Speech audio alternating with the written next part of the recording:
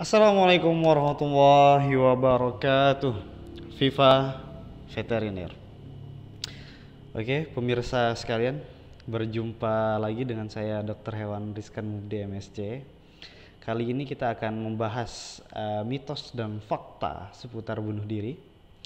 Kali ini kita akan mengambil pelajaran dari bacaan kita terhadap sebuah artikel atau jurnal dengan judul Suicide Among Veterinarian, Let's Talk About It. Yang artinya dalam bahasa Indonesia, bunuh diri pada dokter hewan, mari kita membicarakannya. Dari Canadian Veterinary Journal. Jika teman-teman tertarik membacanya, silahkan searching di Google Scholar. Oke, kita lanjutkan. Di sana dikatakan bahwa bunuh diri dan perilaku yang mengarah pada bunuh diri adalah masalah kesehatan masyarakat utama di seluruh dunia. Sekitar 1 juta orang di seluruh dunia meninggal karena bunuh diri tiap tahunnya. Faktanya, jumlah nyawa yang hilang karena bunuh diri melebihi jumlah kematian akibat pembunuhan dan perang yang digabungkan.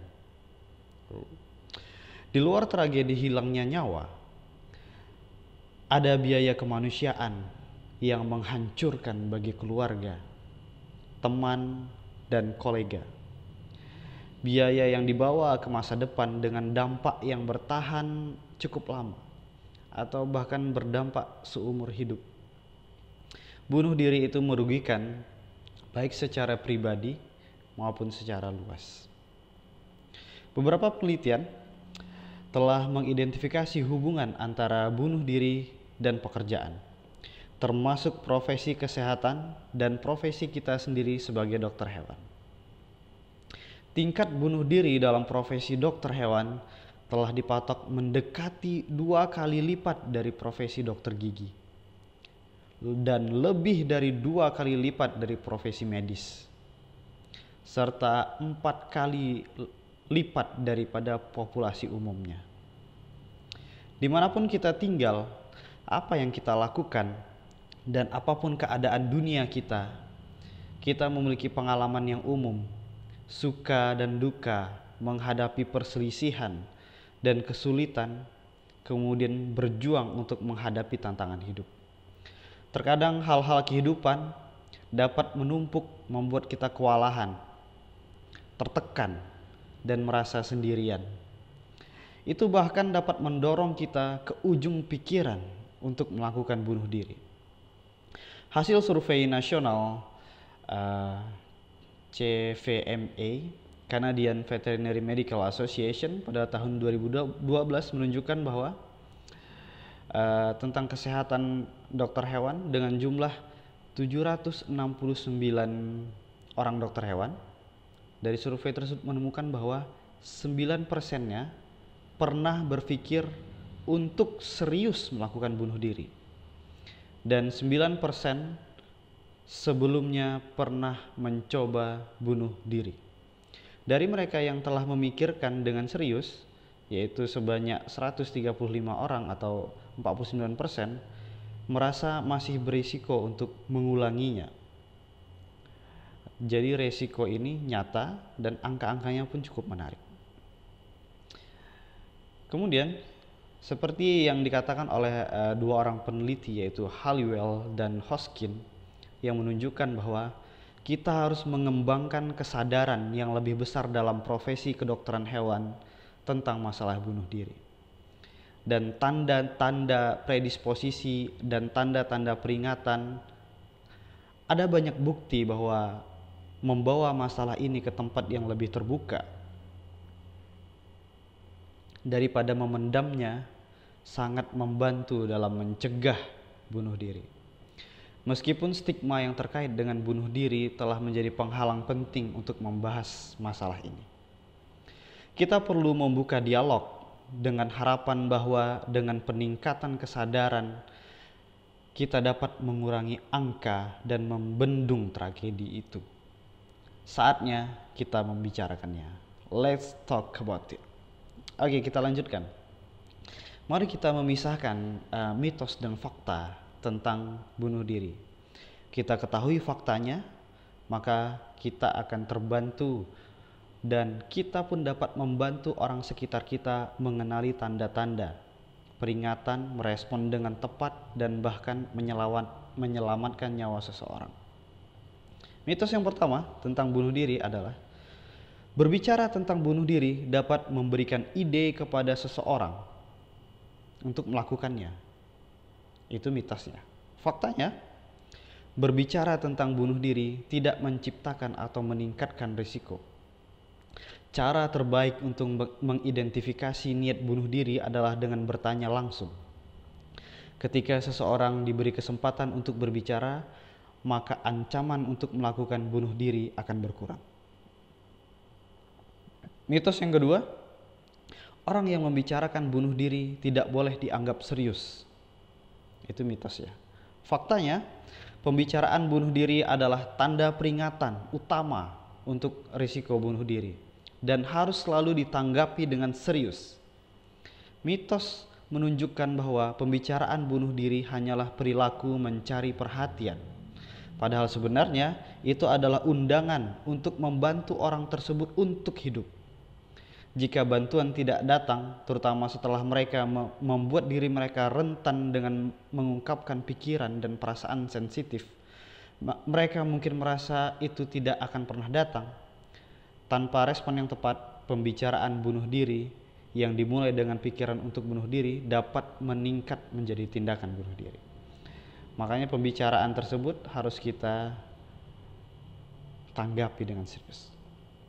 Kemudian, mitos yang ketiga, setelah seseorang mencoba bunuh diri, maka mereka tidak akan mencoba lagi. Mitosnya, faktanya, orang yang pernah mencoba bunuh diri adalah orang yang paling berisiko untuk percobaan bunuh diri di masa yang akan datang. Tingkat bunuh diri adalah 40 kali lebih tinggi bagi mereka yang telah mencoba. Prediktor utama dari bunuh diri di masa depan adalah upaya yang dilakukan pada masa lalu. Kemudian mitos yang keempat, sebagian besar kasus bunuh diri disebabkan oleh satu peristiwa traumatis yang terjadi secara tiba-tiba. Namun faktanya bahwa peristiwa traumatis yang tiba-tiba dapat memicu keputusan untuk mengambil nyawa seseorang atau membunuh orang lain. Tetapi untuk melakukan bunuh diri paling sering merupakan akibat dari peristiwa dan perasaan yang telah bertambah yang menumpuk dalam jangka waktu yang lama. Kemudian mitos yang kelima, orang yang ingin bunuh diri jelas dia ingin mati. Faktanya, apa yang paling sering diinginkan oleh orang yang ingin bunuh diri? Bukanlah untuk benar-benar melakukan bunuh diri, tetapi untuk menghindari kehidupan dalam bentuk yang sekarang, menghindari masalah yang terjadi dalam kehidupannya sekarang, dan menemukan cara untuk menangani keadaan yang sulit dan tidak mungkin ditanggung olehnya. Mitos yang keenam, bunuh diri umumnya dilakukan tanpa peringatan. Faktanya, seseorang yang merencanakan bunuh diri biasanya memberi petunjuk tentang niat mereka. Meskipun dalam beberapa kasus, niat tersebut mungkin disembunyikan dengan hati-hati. Mitos yang ketujuh, laki-laki memiliki tingkat perilaku yang mengarah pada bunuh diri tertinggi di Amerika Utara. Faktanya, pria meninggal karena bunuh diri sekitar 4 kali lebih sering daripada wanita. Namun, wanita mencoba bunuh diri sekitar 4 kali lebih sering daripada pria. Oleh karena itu, wanita memiliki tingkat perilaku yang mengarah pada bunuh diri lebih tinggi daripada pria. Kemudian kita lanjutkan, mitos yang ke-8, risiko bunuh diri paling tinggi terjadi sekitar waktu Natal. Faktanya, tingkat bunuh diri sebenarnya cukup konstan sepanjang tahun, dengan sedikit kenaikan pada bulan Januari setelah liburan dan puncaknya pada awal musim semi. Musim liburan bisa menjadi faktor pelindung bagi mereka yang berisiko. Waktu kebersamaan dapat meningkatkan rasa keterhubungan dan kewajiban untuk melewati hari raya demi kerukunan.